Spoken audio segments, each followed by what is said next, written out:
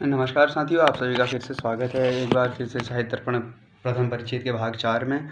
जो है अगर आप कल ध्यान दिया होगा तो आपने उसमें हमने पढ़ लिया था लगभग उनके काव्य प्रयोजन पढ़ लिए थे। फिर काव्य हेतु जब काव्य स्वरूप का निरूपण जब वो कर रहे थे तो उन्होंने वहाँ पर एक लक्षण लेकर के तददोषो शब्दार्थो सगुणम अलंकृति पुनः क्वापि, इस लक्षण को लेकर के क्या किया था उन्होंने वहाँ पर उसका खंडन करते हुए तददोषो ऐसा नहीं कहना चाहिए, काव्य में अदोषो दोष रहित ही काव्य होता है, ऐसा आपको नहीं कहना चाहिए था कह रहे हैं। तो उस विषय में कह रहे हैं एतत् चिंत्यम, यह चिंतनीय है। क्या चिंतनीय है? यदि दोष रहित शैव काव्यत्वम तदा, यदि दोष रहित ही काव्य कहोगे तो क्या होगा?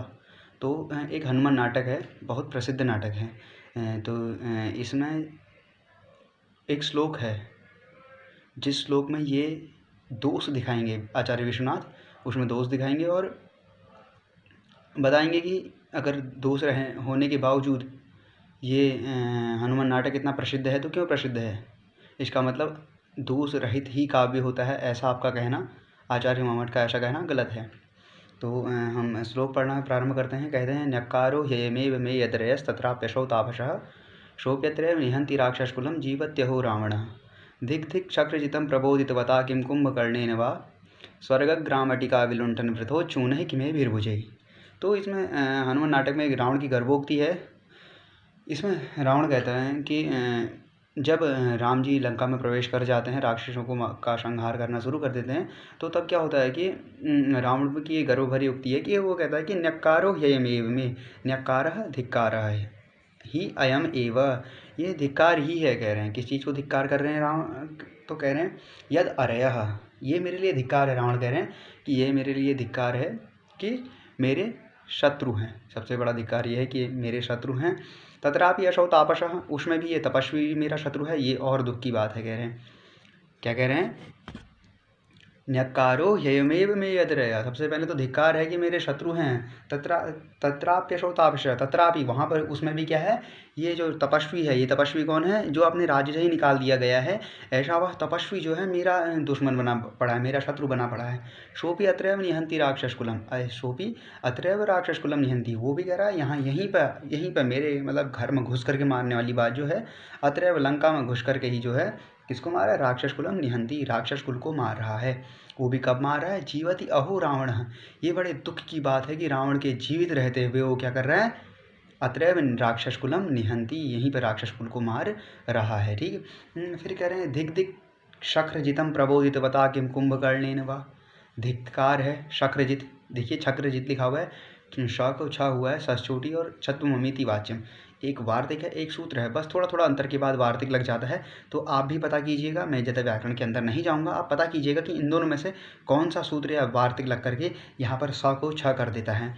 तो धिक धिक शक्रजितम, शक्रजित कहते हैं इंद्रजीत को, इंद्र क्योंकि उसने इंद्र को जीत लिया था ना, रावण के पुत्र जो थे। तो उस धिक्कार है, उस इंद्रजीत को धिक्कार है। कह रहे हैं प्रबोधितवता किम कुंभकर्णेन वा, यानी उस कुंभकर्ण को भी उठाया गया जो था, कुंभकर्ण को जबरदस्ती उठाया गया था ना, तो प्रबोधितवता, वो जो उठाया गया कुंभकर्ण है उसका क्या फ़ायदा करें। तो स्वर्ग ग्रामटिका विलुण्ठन वृथो छूनहि किमे भिर्भुजैः, तो कह रहे हैं स्वर्ग, फिर कह रहे हैं रावण कह रहा है कि जो ये स्वर्ग नाम की छोटे से ग्राम अटिकाम, छोटी सी ये गाँव जो है, छोटा सा जो गाँव था, इसको विलुण्ठन, इसको लूटने भर से, वृथो छूनहि, व्यर्थ ही, उच्छूनहि फूले हुए, उच्छूनहि उठे हुए भाग, ठीक, हाथ के उठे हुए भाग, किम ए भी भुजे, इन भुजाओं से, इन व्यर्थ ही फूले हुए, ए भी भुजहि किम, इन भुजाओं से क्या लाभ। तो सामान्य सा अर्थ है कि रावण अपने को धिक्कार कर रहा है। क्या कहता है कि सबसे पहले तो ये मेरे लिए दुख की बात है, मेरे लिए जो है धिक्कार है। कह रहे हैं कि मेरे शत्रु हैं, फिर शत्रु होने के बावजूद इनमें ये तपस्वी है, ये और धिक्कार की बात है। कोई और महान वो होता है, मतलब बताना चाह रहा है कि मेरे जैसा बलशाली कोई होता है नहीं, गर्भोक्ति है उसकी, अपने जैसा किसी को मान ही नहीं रहा है। तो कह रहा है कि ये साधु, फिर ये तपस्वी मेरा शत्रु है। शोपी अत्रैव राक्षस कुलम निहन्ति अहो रावण जीवत, कह रहे हैं कि जो रावण है वो जिंदा है, उस रावण के जिंदा होते हुए राक्षस कुल को, उसके कुल को जो है क्या कर रहा है? मार रहा है, ये और दुख की बात है। धिक धिक शक्रजितम, उस इंद्रजीत को भी धिक्कार है। कह रहे हैं प्रबोधितवता किम कुंभकर्णेन वा, उस उठाए गए कुंभकर्ण को भी धिक्कार है, जिसको जबरदस्ती उठाया गया था उसने वो भी कुछ नहीं कर पाया। और क्या है, उन हाथों को भी धिक्कार है, उन भुजाओं को भी धिक्कार है। कह रहे हैं जिनका गर्व से छोटे से स्वर्ग जैसे छोटे से गाँव को लूटने भर से जो व्यर्थ ही फूली हुई हैं। तो अब इसमें ये श्लोक तो सामान्य है कि क्या है कि दोष कहीं दिख नहीं रहा है, बढ़िया उच्चारण में भी बढ़िया हो रहा है, अर्थगत भी बढ़िया हो रहा है, तो दोष कहाँ पर? तो दोष उसके लिए बताते हैं कि देखिए आगे कहते हैं अश्य श्लोकस्य विधेया विमर्श दोष दुष्टतया काव्यत्व नश्यात्। मैं अभी भी कहूँगा आप अपने आगे से पुस्तक रख लीजिए और उसमें से जो जो आपको लगता है ना कि ये अति महत्वपूर्ण है तो उसको एक अंडरलाइन कर लीजिए पेंसिल से। आपके पास अगर लाइब्रेरी से नहीं है, लाइब्रेरी की है तो ख़राब बिल्कुल नहीं करना होगा। अगर आपकी पुस्तक है तो उसमें एक अंडरलाइन करिए ताकि उसे आप कॉपी में लिख पाएँ। और कोशिश कीजिए कि नोट्स आपसे बनते रहें, आपसे जैसे बनाए जाते हैं। उसके लिए कोई निश्चित नहीं है कि आप यही ऐसे ही नोट्स बनाएं, ऐसे ही बनाएं। आपको लगता है कि ये पेपर में आएगा, ये महत्वपूर्ण है, तो उसको लिखते रहिए। तो अश्य श्लोकस्य विधेया विमर्श दोष दुष्टतया काव्यत्व नश्यात्। कह रहा है कि इस श्लोक में विधेया विमर्श दोष होने के कारण ये काव्यत्व नहीं होना चाहिए, क्योंकि इसमें दोष है। विधेय विमर्श दोष क्या होता है? विधेय का जहाँ पर अविमर्श हो। देखिए विधेय यानी एक सामान्य अर्थ ले लीजिए, मुख्य। देखिए इसमें क्या, इस श्लोक में विधेय विमर्श दोष है। कैसे दोष है? कह रहे हैं वृथा। देखिए सबसे पहले रावण क्या कह रहा है, वो कहना चाह रहा है कि मेरा जो है होना धिक्कार है, मेरा व्यर्थ है, मैं बेकार में ही यहाँ पर पड़ा हुआ हूँ। यानी अपने हाथों को धिक्कार कर रहा है, मतलब व्यर्थ है कह रहा है ना, सीधी सी बात है, वो अपने हाथों को धिक्कार रहा है, व्यर्थ है कह रहा है। तो यहाँ पर विधेय क्या है? व्यर्थ कहना। विधेय है व्यर्थ कहना कि व्यर्थ हैं, फूले हुए हैं। देखिए व्यर्थ हैं कहने का मतलब पहले ही समझिए, व्यर्थ है, ठीक, इसका ये विधेय है। लेकिन अब यहाँ व्यर्थ के लिए कौन सा शब्द प्रयोग किया गया? वृथा।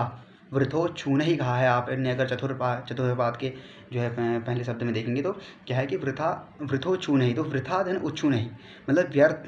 वृथा मतलब व्यर्थ, उच्छू नहीं मतलब फुले हुए। तो अब यहाँ पर पूरे उसमें क्या है कि वृथा शब्द जो है वो मुख्य है, विधेय है। लेकिन इन्होंने क्या कर दिया है, स्वर्ग ग्राम अटिका, श्लोक में क्या हो गया? स्वर्ग ग्राम अटिका विलुंठन वृथो छूनहि। छूनहि उच्छूनहि कहाँ बनता है? तृतीया में। तो तृतीया तत्पुरुष समास हो गया यहाँ पर। अब आप सोचिए, पूरा शब्द एक हो गया ना, समास में क्या होता है, पूरा शब्द एक हो जाता है। स्वर्ग ग्राम अटिका विलुंठन वृथो छूनहि एक कर दिया, अब उच्छूनहि तृतीया का है। अब तृतीया का है तो तृतीया यानी तृतीया तत्पुरुष। अब वहाँ तत्पुरुष का लक्षण क्या था? उत्तर पदार्थ प्रधान तत्पुरुष, जहाँ पर उत्तर पदार्थ प्रधान होता है। प्रधान यानी मुख्य यानी विधेय, जहाँ पर उत्तर पद विधेय होता है। अब वृथा, स्वर्ग ग्राम अटिका विलुंठन वृथा उच्छूनहि, दो पद थे। तो अब क्या हुआ कि ये जो दो पद बने, या वृथा उच्छूनहि, आप ये दो ही पद को लीजिए, वृथा उच्छूनहि। अब यहाँ पर क्या है कि मुख्य वृथा शब्द था, उसे प्रधान होना चाहिए था, लेकिन तत्पुरुष समास उच्छूनहि, वृथो छूनहि करके, वृथो छूनहि, इसको तृतीया तत्पुरुष समास में ले जा करके उत्तर पदार्थ प्रधान कर दिया, यानी उत्तर पद के अर्थ को प्रधान कर दिया गया। यानी यहाँ पर अभी उच्छूनहि पद मुख्य हो गया है तत्पुरुष समास होने के कारण। अब उच्छूनहि पद मुख्य हो गया तो इसलिए क्या हुआ? विधेय का अविमर्श हुआ है। विधेय को प्रधान में ही रखना चाहिए था इनको, वृथा को बाद में रखना चाहिए था, ऐसा इनका कहना है। इसलिए क्या हुआ कि विधेय का अविमर्श हुआ है, इसलिए ये दोष है, और इस दोष की दुष्टता के कारण ये काव्य नहीं होना चाहिए था। ऐसे ही ठीक क्या कहते हैं, एक कहते हैं न्यक्कारो ह्ययमेव में, यहाँ पर भी माना जाता है कि अयमेव न्यक्कार, यह धिक्कार है। देखिए पूरे श्लोक में धिक्कार ही तो किया जा रहा है ना, ये सामान्य से देखें तो धिक्कार ही किया जा रहा है। तो धिक्कार क्या होता है? तो धिक्कार को मुख्य करना चाहिए था, तो न्यक्कारो ह्ययमेव कर दिया है, अयमेव न्यक्कार है ऐसा कहना चाहिए था। तो इसको भी ये दोष मानते हैं, ठीक हो गया। तो कहते हैं इसलिए विधेय का अविमर्श हुआ है वृथो छूनहि में, तो क्या हुआ कि ये काव्य नहीं होना चाहिए था। तो काव्य नहीं होना चाहिए था। तो फिर कह रहे हैं प्रत्युत बल की, प्रत्युत यानी बल के ध्वनित्वेन उत्तम काव्यता अश्या अंगीकृता। लेकिन जो ध्वनित्व हैं यानी विद्वान लोग जो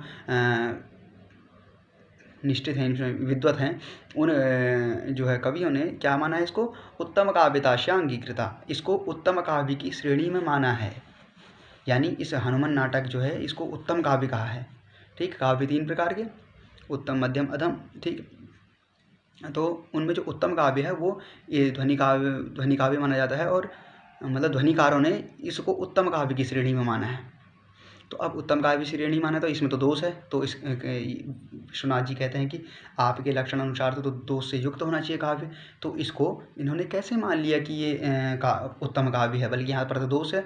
तो कह रहे हैं तस्मात् अव्याप्ति लक्षण दोष। देखिए दोष 3 प्रकार के होते हैं, अव्याप्ति, अतिव्याप्ति और असंभव दोषत्रयम् अशून्यम काव्यम अव्याप्ति, अतिव्याप्ति, असंभव दोषत्रयम् अशून्यम। देखिए काव्य के लिए कह कि किसी भी लक्षण के लिए कहते हैं, लक्षण के लिए है कि काव्य में वो लक्षण 3 प्रकार के दोषों से रहित होना चाहिए, अव्याप्ति, अतिव्याप्ति और असंभव। तो यहाँ पर अतिव्याप्ति दोष कहते हैं तस्मात् अव्याप्ति लक्षण दोष। ठीक है क्या, अव्याप्ति लक्षण दोष है कह रहे हैं। तो अव्याप्ति, अतिव्याप्ति और असंभव। तो अव्याप्ति क्या होता है कि ये कहते हैं जैसे अव्याप्ति के लिए आप सामान्य सा, तो जो 3 प्रकार के दोष होते हैं उनमें सबसे पहला है अव्याप्ति। अव्याप्ति में जैसे एक सामान्य गाय का अर्थ लीजिए, मैंने कहा गाय लाल होती है, यानी हल्की जो है हल्की लाल कलर में गाय होती है। तो किसी ने कहा क्या सिर्फ हल्की लाल कलर में ही गाय होती है, सफ़ेद गाय नहीं होती, चितकबरी गाय नहीं होती। तो ये क्या हुआ, मैंने जो गाय के लिए लक्षण दिया कि गाय लाल होती है, वो लक्षण स्वयं में ही घटित नहीं हो पाया। गाय वाला एरिया था, गाय का जो एरिया था, उस गाय के एरिया में ही ये फिट नहीं हो पाया कि गाय, कई ऑप्शन आ गए गाय को जानने के लिए। उसने कहा गाय सफ़ेद भी होती है, गाय ये भी होती है, तो बहुत सारे ऑप्शन आ गए। तो ये अव्याप्त होता है, अपने में ही जब लक्षण कोई बनाए तो अपने में ही व्याप्त ना हो। ठीक, अव्याप्ति। अतिव्याप्ति कब होता है, जैसे मैंने कहा गाय अतिव्याप्ति के लिए है कि मैंने कहा गाय दूध देती है। ठीक हो गया, तो गाय दूध देती है, तो वहाँ पर तब ध्यान में आएगा कि गाय ही दूध देती है, भैंस भी दूध देती है, बकरी भी दूध देती है, तो ऊँटनी भी दूध देती है। तो काफ़ी ऑप्शन आ जाते हैं। तो ये जो मैंने गाय के लिए अगला लक्षण दिया, ये ज़्यादा लोगों में, ज़्यादा जगहों पर व्याप्त हो गया। एक तो स्वयं में ही व्याप्त नहीं हुआ अव्याप्ति, जो ज़्यादा समूह से बाहर में व्याप्त हो गया, वो हो गया अतिव्याप्ति। फिर आता असंभव। असंभव के लिए सामान्य चाहिए, उन्होंने कहा गाय के 6 पाँव होते हैं, गाय के 2 पूँछें होती हैं, गाय के 4 कान होते हैं। तो इस प्रकार से जो चीज़ें हो ही नहीं सकती, इसे कहते हैं असंभव दोष। तो लक्षण इन 3 प्रकार के दोषों से क्या होना चाहिए, भिन्न होना चाहिए। ठीक, तो भिन्न होना चाहिए। तो यहाँ पर इन्होंने कहा आपके लक्षण में अव्याप्ति दोष है। अव्याप्ति दोष कैसे हो गया कि आपका लक्षण स्वयं में ही घटित नहीं हो पाया। कि ये जो श्लोक है, ये काव्य प्रकाश में मैंने देखा तो नहीं है, लेकिन ये काव्य प्रकाश में शायद ही कहीं श्लोक दिया गया है उदाहरण के रूप में। जहाँ पर उदाहरण के रूप में दिया हुआ है, तो तब ये विश्वनाथ कह रहे हैं कि आपने इसे उदाहरण के रूप में अपनी ग्रंथ में दिया हुआ है, लेकिन इसमें भी दोष है। तो आपका लक्षण आप ही के ऊपर भारी पड़ गया, आप ही के समुदाय में, जो आपके जो काव्यत्व के जो समुदाय बनाया था आपने कि ये काव्य, इसे काव्य कहते हैं, उसमें ही घटित नहीं हो पाया। इसलिए यहाँ पर अव्याप्ति लक्षण दोष है, यानी लक्षणगत होने वाले जो 3 दोष हैं, अव्याप्ति, अतिव्याप्ति, असंभव, इन 3 दोषों में से क्या है, यहाँ पर अव्याप्ति दोष है। ठीक, तो इसके बाद हम अगली जो है कक्षा कल देखेंगे। आप और इसके बारे में जो है पुस्तक देख करके नहीं, उसमें हिंदी अर्थ देख करके और चीज़ें भी जान सकते हैं। और अभी भी कहूँगा आप गुरुमुख से सुनें, लाइक और सब्सक्राइब करें चैनल को, ऐसी वीडियो आगे को पाते रहने के लिए। धन्यवाद।